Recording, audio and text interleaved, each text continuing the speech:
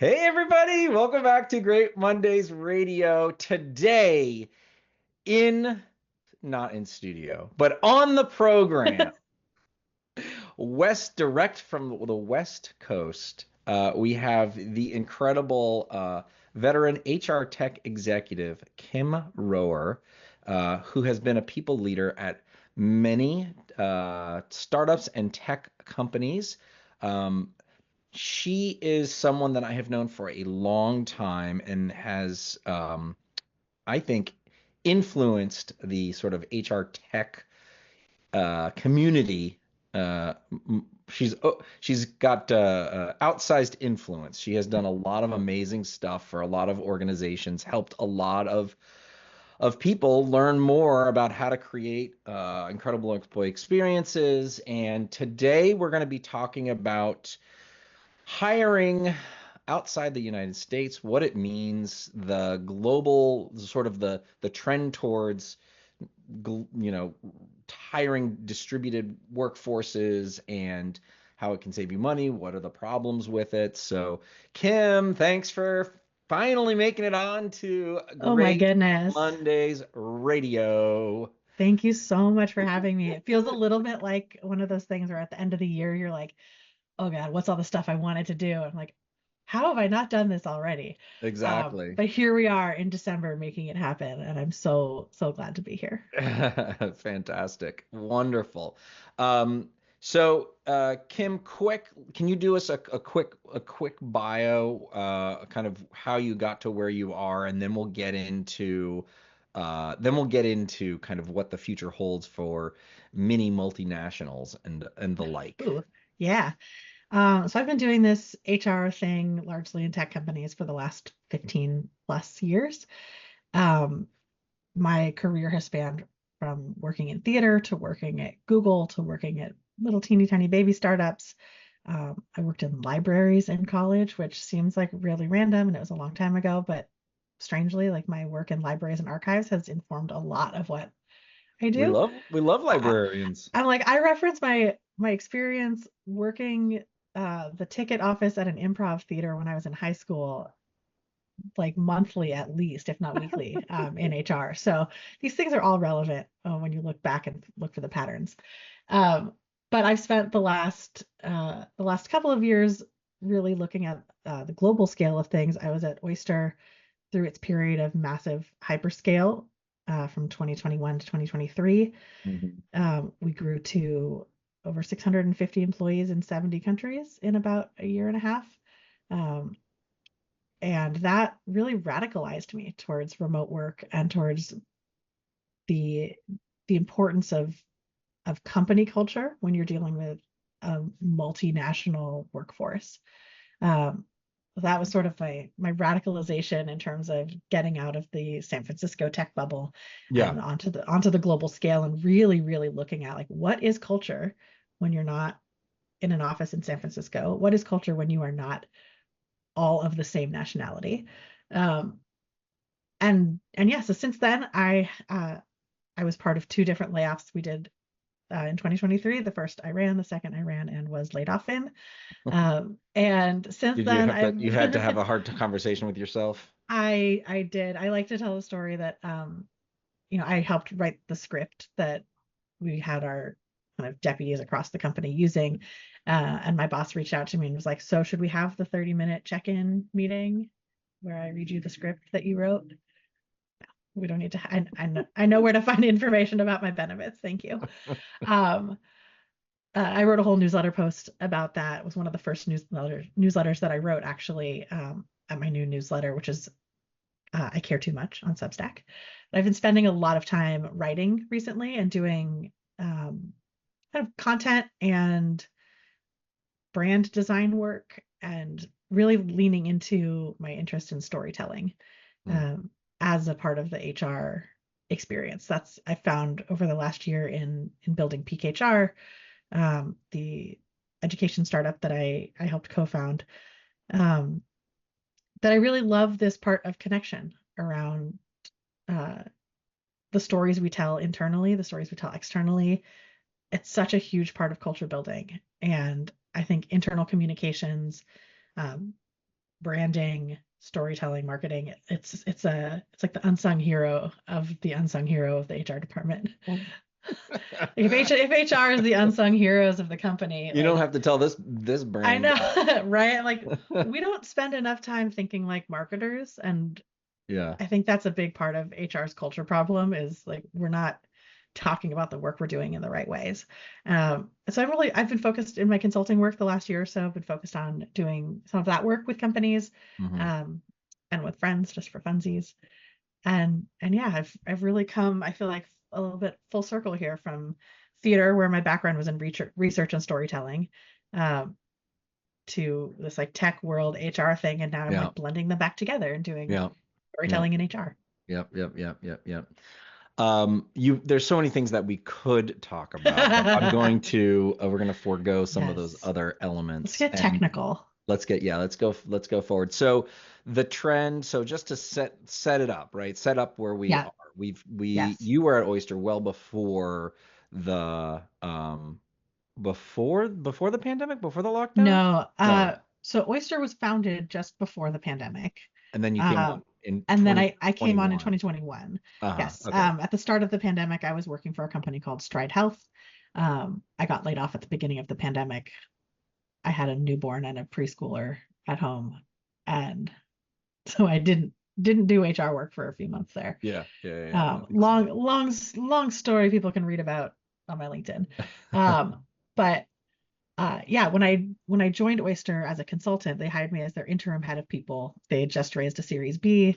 They were looking to grow quickly and serve this market, which was all of a sudden there was a booming market for the product that they were developing. Remind me what the product. I would love to, and I'll like start out like I do have a little bit of a bias here. I'm an advisor to Oyster now in my post-employment days, so Yeah. I have a You little don't bit need of to a hide your bias. bias. You don't need to hide I your bias. won't. I'm That's not fine. going to. Yeah, that's fine. But I will say like there's a couple of companies that I advise for as an equity advisor, and I have all of them. I have asked if I could join as an advisor because I loved what they were doing so much. So Awesome. Oyster, like this didn't happen automatically. I was leaving the company, and I was like, can I please stay on as an advisor because I love what you're doing and I want to stay involved. So all that is to say, bias has been disclosed. Um, so Oyster helps companies hire outside of wherever they're doing business. So for those in the know in the HR space, anytime you want to hire in a new location, you have to set up uh, as an employer in that location, and it can be complicated. Even in the U.S., if you're going to operate in multiple states, you have to do this. So not to mention multiple countries. So Oyster serves as the employer of record in those countries, sort of a middleman between the company and the employee.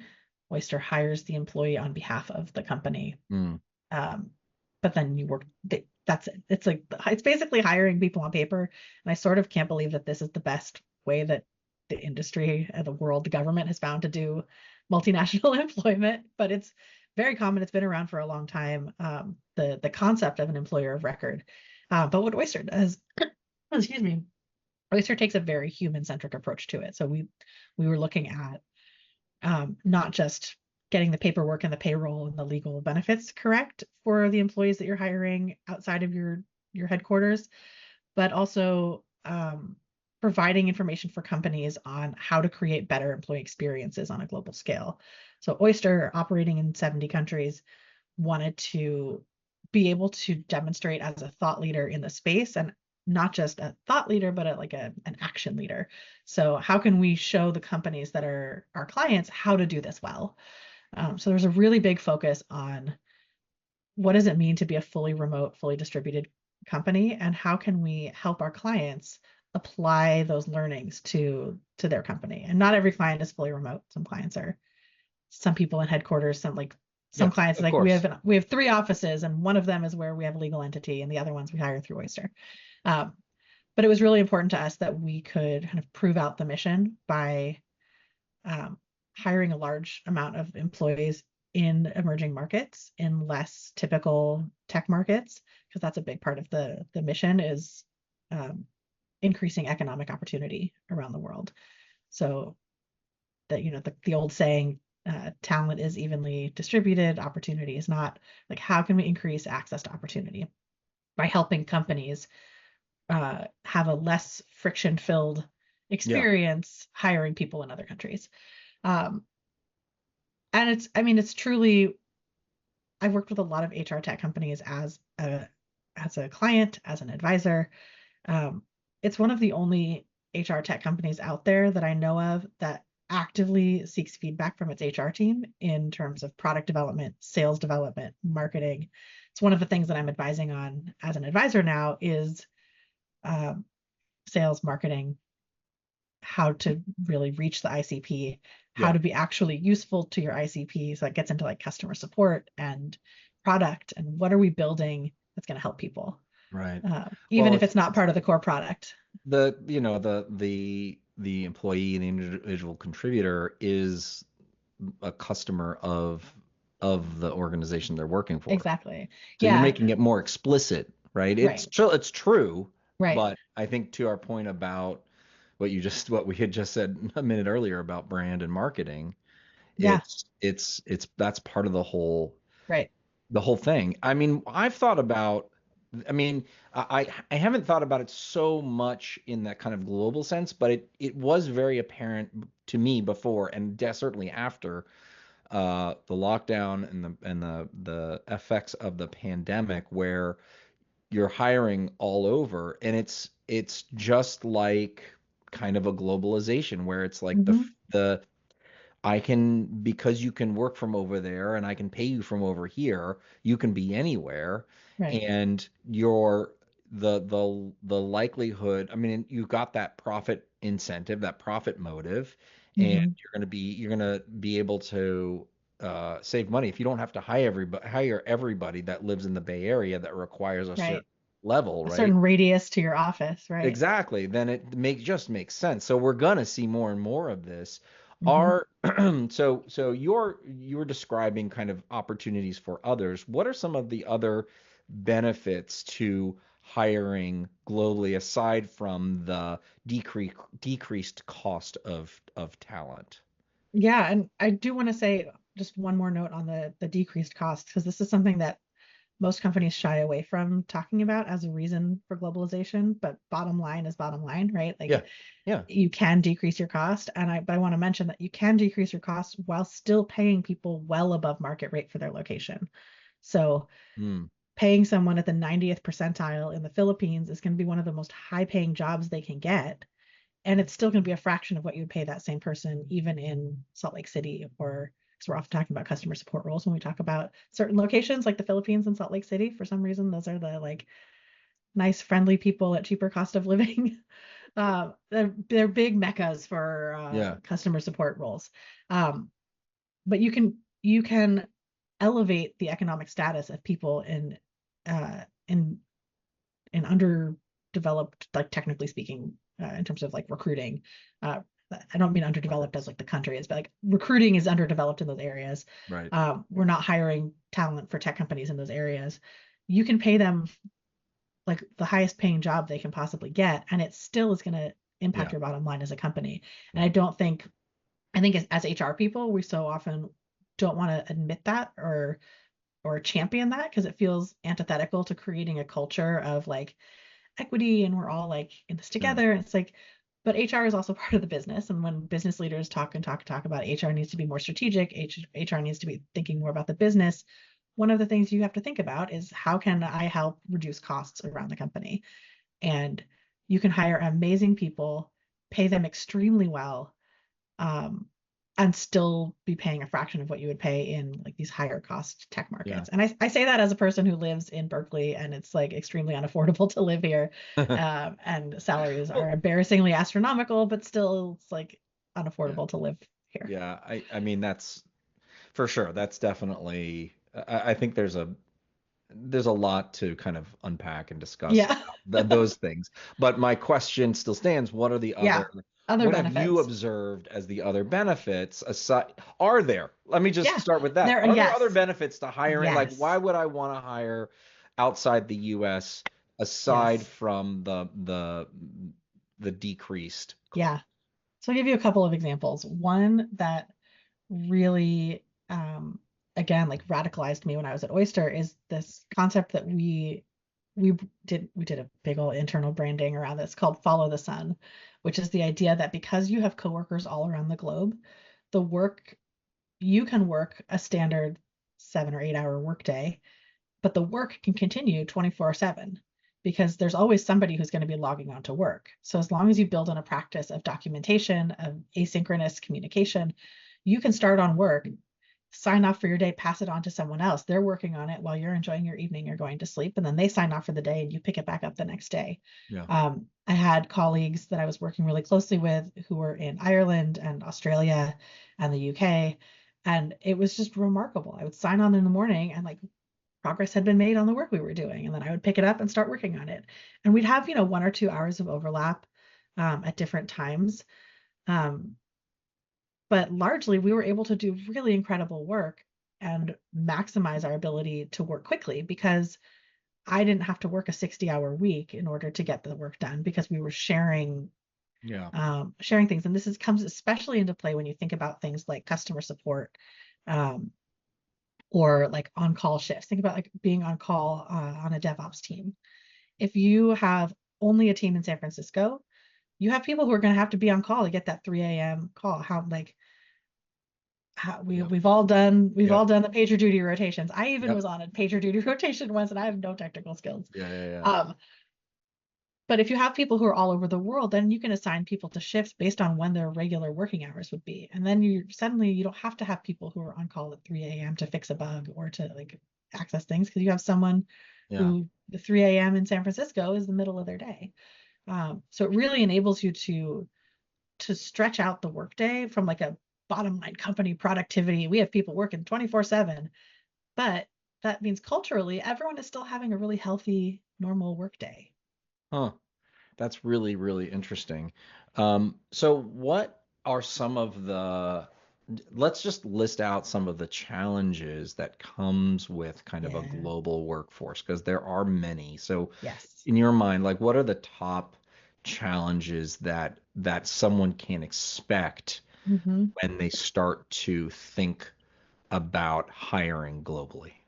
So there's the very obvious ones around um, communication norms, documentation, availability, things when you are explicitly having a remote global distributed workforce, you have to be really explicit about what the expectations are so that people aren't sitting around being like, well, my manager's not online, so I guess I'm not going to do anything. Or Yeah.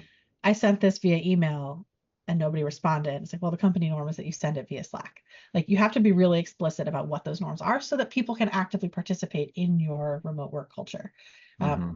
Things that might just happen naturally when you're in an office and you're passing by someone's desk, those things don't happen. So you have to be really intentional about creating those moments of serendipity or those moments of connection or the you can't put a flyer up on the wall of the elevator where everyone's going to see it. So like, how do you make sure people know what's going on? That's one of the biggest I think that one of the biggest obvious challenges that people think about a lot is like, well, how are we going to make sure everyone knows what's going on when like I don't even know if they're sitting at their desk? And that's one of the biggest like butts in seats, return to office things that we're seeing happen now is like, well, how do I know they're not working if I can't see them working at their desk? Well, you don't know what they're doing at their desk. They're probably selling stuff on Facebook Marketplace. I don't know. Um, but there's another component that I think companies don't think about a lot, which is the cultural differences and norms around work. And these are the things that can lead to um, unintentional bias. I'm not even gonna say unconscious bias, but like unintentional biases. Hmm. So you see it in cultural norms where, for example, in one country, um, it is absolutely unheard of that you would push back against something an executive says. It is like a very top-down hierarchical work norm culture in that country. Your boss says something, you do it, right? That same person might get penalized by a manager who's like, they never speak up, they don't have any original ideas, they're just a yes man. Like that person could get penalized and like disproportionately impacted in their career growth Yeah. because in their country, what their manager's in a different country, their manager has expectations that are antithetical to the way that they were raised in the Yeah. working environment in their Yeah. country. Those kind of cultural differences. There's a book called the culture map that is sort of the like, the default go-to resource for understanding these types of cultural differences, and Mm, just like the fact that they exist. There's not, as far as I know, there's not like the one-stop shop guide to all work norm cultural differences across the world. right. But going into it, understanding that there are differences, and that what your job is as a company and as an HR leader in a company is to say, here are the norms here. It's just like when I was doing manager trainings 10 years ago, all of our managers were in San Francisco. We were all in the same office together, and still they managed people differently. They had Yeah, different of course. expectations of Yep. people, and the Yep. people on their team had different expectations. And that's just talking about like personality, right? And so in this manager training, one of the things we always talked about was, this might be your first time being a manager ever. You might have 20 years of management experience, but you've Mm, never been a manager here at this company before. And so this manager training is to get everyone on a level playing field, to understand these are the expectations culturally, these are the expectations logistically and tactically and technically, tactically, of what it means to be a manager at this company at this time. And that mindset really helped me out. Even, this was like in 2012, I think I made this training. Um, 10 years later, looking at managers, looking at promotion justifications, looking at who's getting put on a PIP, looking at who's, being clocked as not underperforming, and hmm look at like, is this because they are failing to perform in their job duties, like because they're just bad at their job, or is it because there's misaligned expectation about what the job is and what will get you promoted? And I remember having a conversation about an employee who, it was this same example, that like they were not up for promotion because they didn't seem to be showing enough initiative. They weren't enough of a self-starter. They weren't hmm like, outspoken enough. And I was like, have you ever talked to them about this? And like tried to figure out why this is. And it turned out that like this person was like, well, that would be like disrespectful for me to do those things. I could never say that to my manager. That's disrespectful. But if the manager says, I expect you to do this, and I know this is going to be challenging or new for you, so here's how I'm going to create a safe space for you to learn this skill. Like an employee might have to learn the skill of self-advocacy. They might need to learn the skill of like how to push back respectfully on your Mm, manager, because yeah. maybe they were not raised in a culture where that was normal. And in fact, maybe they were raised in a culture that told them that that was bad and they shouldn't do that. hmm Uh, and this, I mean, the same thing goes in the opposite direction. I've had managers who are like, this person is always pushing back on me. This person is like, doesn't respect me as a leader. They're always coming to me with ideas, but never solutions, like only problems. And like, well, what kind of work environment are they used to? What was their last job like? What, like, do they have previous workplace traumas that they're bringing into this that like is causing this?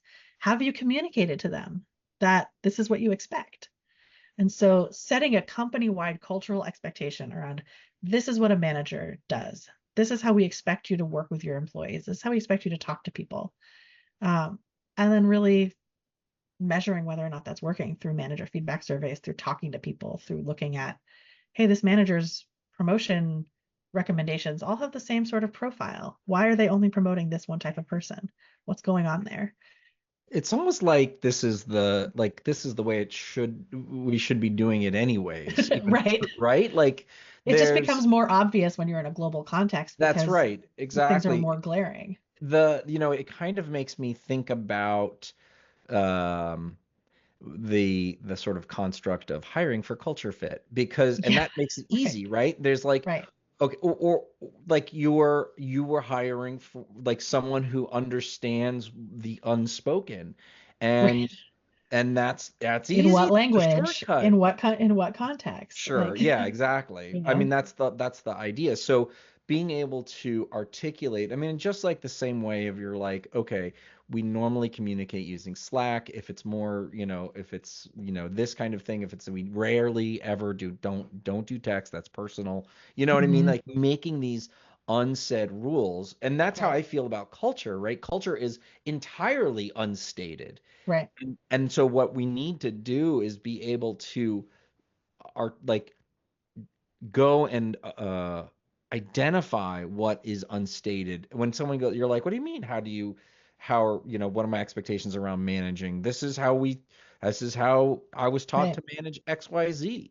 right. it's challenging your own assumptions and Hmm. deciding how are we doing this here.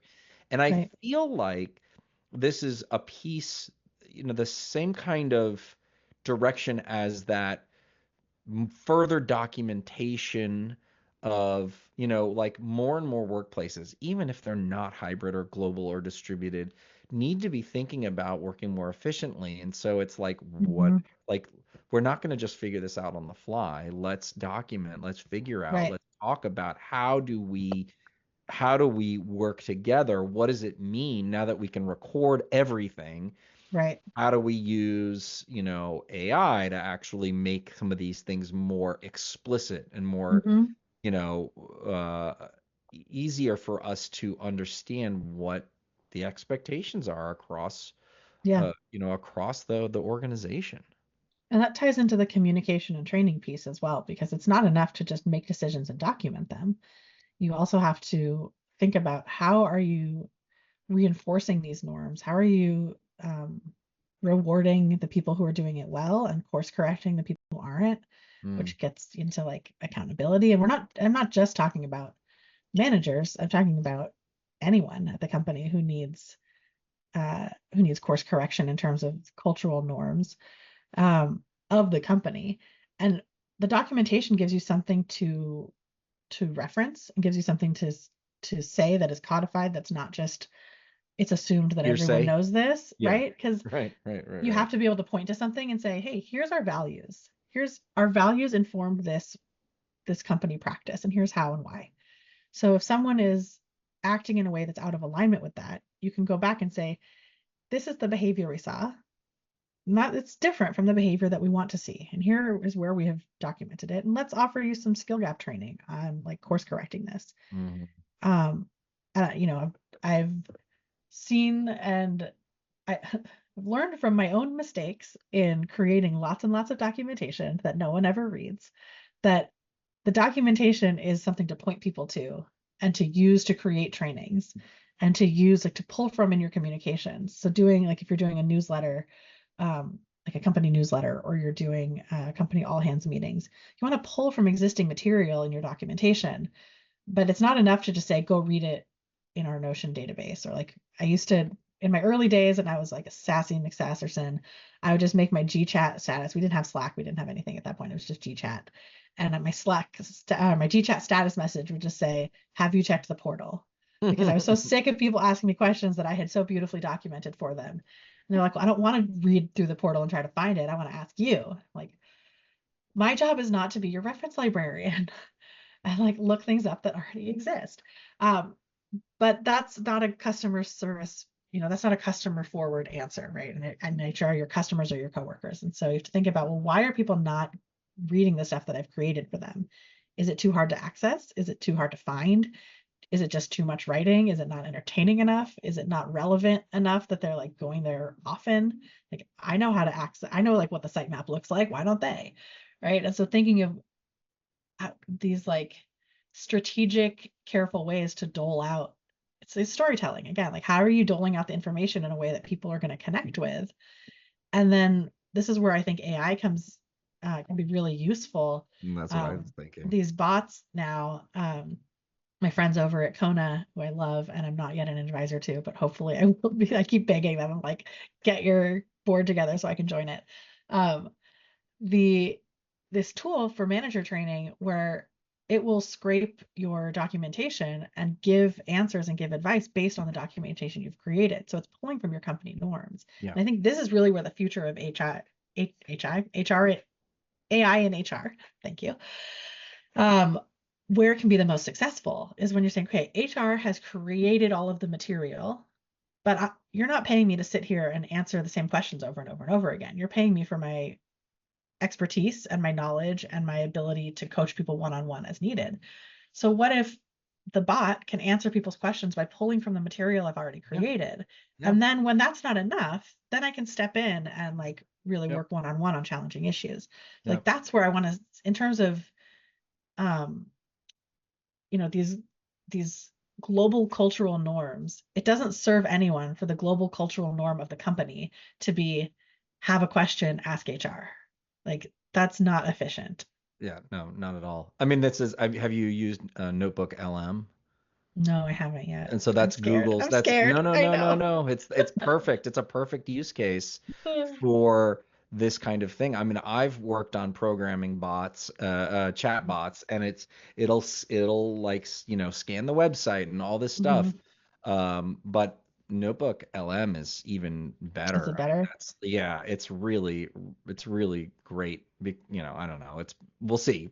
I'm Maybe I was say I'm by the often time a this late is by adopter. the time this is published in 2 months, it's maybe it'll be out of fashion or something will be I better. don't But know. it is, to me, there's this level of, I think we have the opportunity. Like I'm looking at this, the technology is enabling from the very beginning of, it was like, oh, now we can work from anywhere. Now the technology is enabling us to bring these people together in a way that Right. we never had before. And Right. we can do these kinds of onboarding and training, and it'll still be cost effective. It's gonna Hmm. be in the long term, the return, if you can really get people around the world. I love your construct of like, we can, follow the sun, we can work around the world, as long as we do it these ways. I think that is the big challenge, however, is Hmm. like changing how we have learned how to work. And Yes. that's going to be one of the Yes. big challenges when we think about this. But Yes. there's just no way it's not happening.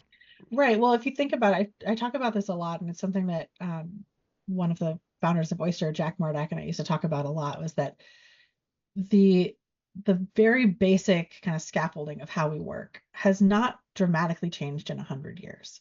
The technology Yes. we use has changed. Yes.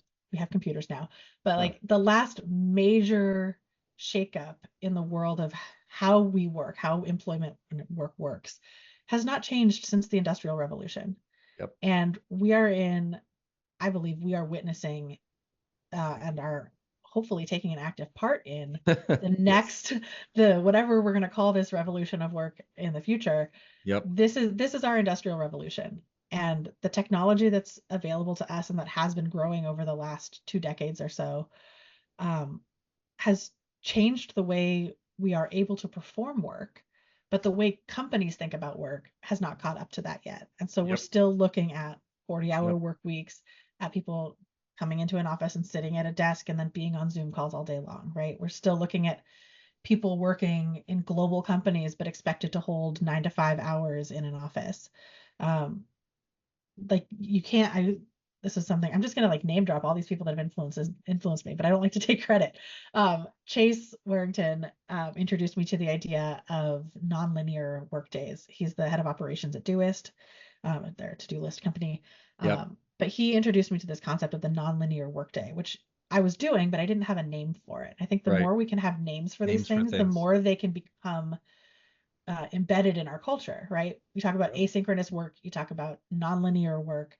These are actual things that are real. It's not just like Right. everyone's out there floating around working. It's like, no, I have a What are they nonlinear doing in work the day. cafe in the middle of the day? You're like, Exactly. well, it's Like a thing, actually. it's actually a thing. And like the nonlinear workday for, and to be clear, we're talking about like knowledge workers who do most of their work on the computer. Like this is Yep. a certain type of employee that is able Yeah. to take Yeah. advantage of these things.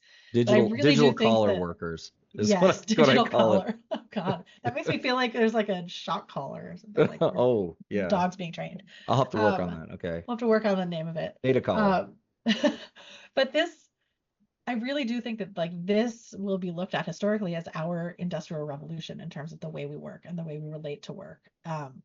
This one of the things that so impressed me about Oyster when I was there, and has really again like radicalized me in terms of the way I think about work, in that you you can do this, and it's not even that it's harder or that it takes more work than the standard office type work. It just We takes just different work. It's different. different Yeah. skills, so it Yeah. feels harder. It feels like more work because it's new. I Yeah. think 10 years from now it's not going to feel hard and scary and new. It's going to feel like, of course you do this because you have to, unless we backslide, which is my great fear right now in terms of the like I, I socioeconomic and political landscape we are finding ourselves in. I'm a little yeah, worried that we're going to revert, but I don't think I think I that feel like we've come too the far. the ketchup genie has left the bottle Right. or So whatever. I think this is Um, like when we talk about culture and we talk about globally distributed culture, I think yeah. it's going to be a necessity, and the people who have the appetite to learn, I don't even think it's a skill because it's such a new way of working, just even in the last 4 or 5 years, that I think it's who has the aptitude to to develop these skills and build the new ways of doing it.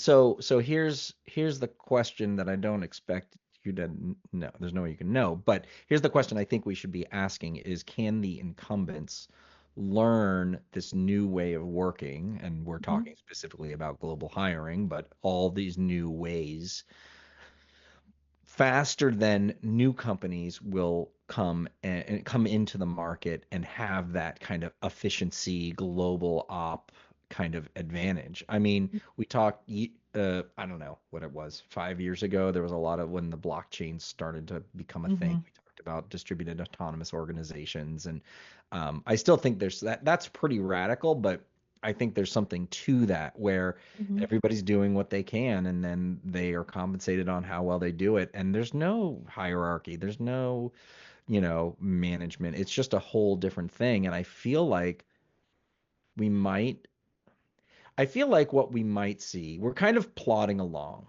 in Hmm. this kind of evolution. But what we might see is all of a sudden kind of a new crop of organizations, formally organized or not, that are going to be creating a lot of value very, very efficiently, and a lot of orgs are going to see it and they go, "Oh, what can we learn from that?" Hmm.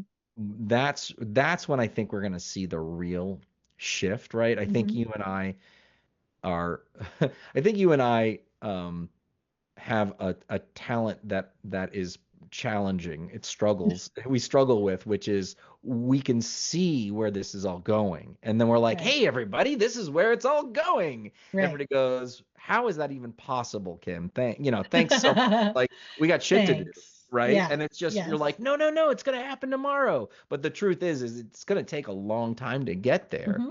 But I agree with you. I think this is, and I've had multiple conversations in 2024 on the podcast and off the podcast about how these organizations can start to change. And I think we're going to see an alignment of I think what you've described, right, as like improving the opportunities of folks either in the States, in Salt Lake City, or in the Philippines. And it's going to align with the profit motive of the organization to be able to hire more of these people. And so, Hmm. the future is here, just not evenly distributed, right? That type of thing. The opportunities here is just not evenly distributed.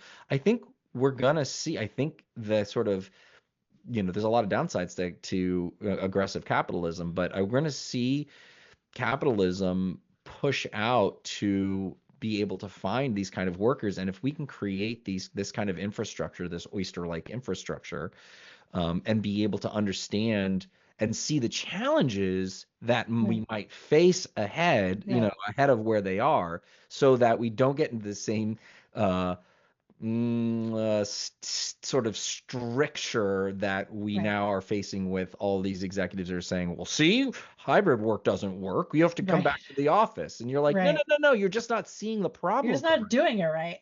I mean, Yeah. that's the thing that I think is, I mean, it's one of the things that I loved about Oyster, and it's one of the things that I love about the kind of wave of HR communities that I've been a part of for the last decade and a half is this idea of open sourcing and sharing the knowledge, because it's not about one or two companies being successful. It's about creating that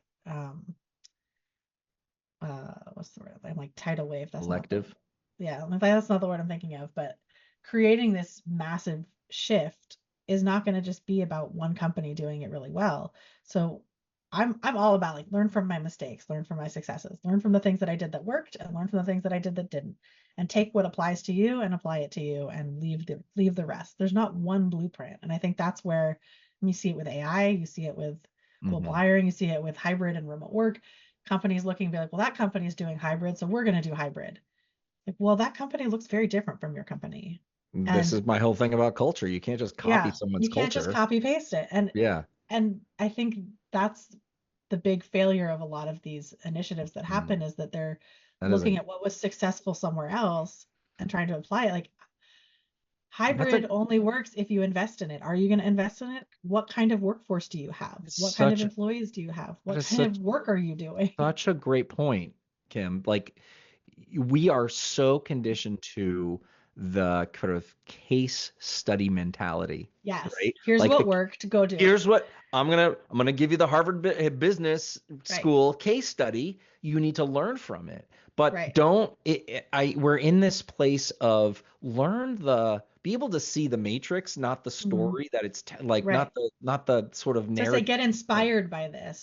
Yes, Don't yes. like, How is this it gonna isn't a work? study guide. This isn't like study this so you can pass the test of implementing it yourself. This is, Yeah, here are yeah, some examples to learn from. Like I always say, there's things we did at Oyster that would not work anywhere else except Oyster, because of the nature of the company we were and the people we had there. Like it's not copy paste, even when it comes to policy, even when it comes to, yeah. I mean, you know me, I'm like, never shut up about parental leave policy, but Nor should you.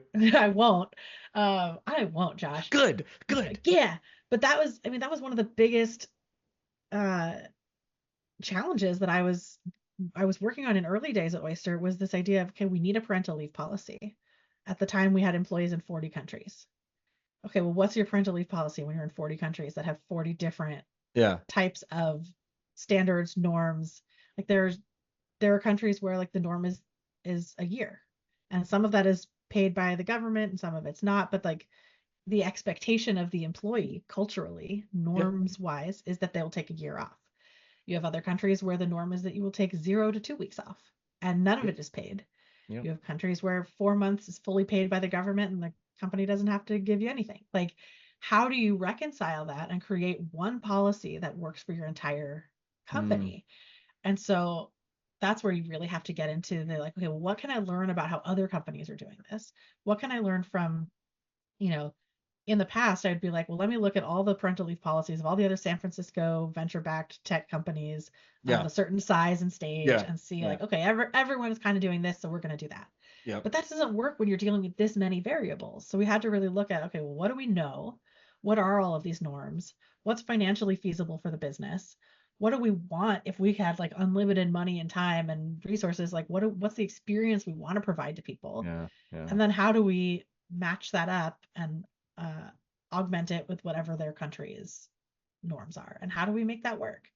Oh, so many It's things. so many things, but it's So such many an things. opportunity, right? And so I would not ever tell a company, here's Oyster's parental leave policy, go implement it at your global company. Yeah, what did they do? What They're did the other like, company do? You're like, no, no, right, no, no, like that's look not. and see what we did and use that to inspire your own research and creation. Here's the good news for everybody listening. We're gonna need more divergent thinkers, That's less right. order takers and more divergent thinkers. That's People right. who are willing to engage with that. So I know Shout that's out to a my lot. neurospicy peers. Woo! Oh my gosh, Kim Rohrer, amazing to have you on and opine on the future of work, Thank globalization, you. and all those things. If you enjoyed the incredible intellect of and God. entertaining stories of Kim Rohrer, you can listen to more on her new podcast, HR Confessions. She is a co-producer, co-host. So find it anywhere you listen to your podcast. She has a font of incredible stories and information, and this is another venue that you get to consume, hear from her and learn from her. Definitely subscribe to her Substack called, what is it? I Care Too Much. That's right. I Care Too Much. Kim Rohrer, the incredible HR tech executive and veteran people Thank leader. you. Thanks for coming Oh on my Great gosh. Mondays Radio. Thank you so much for having me. This was a pleasure, and now I'm very embarrassed. Thank you. Go to YouTube and you can see her blushing. All right, talk to you guys later. Bye.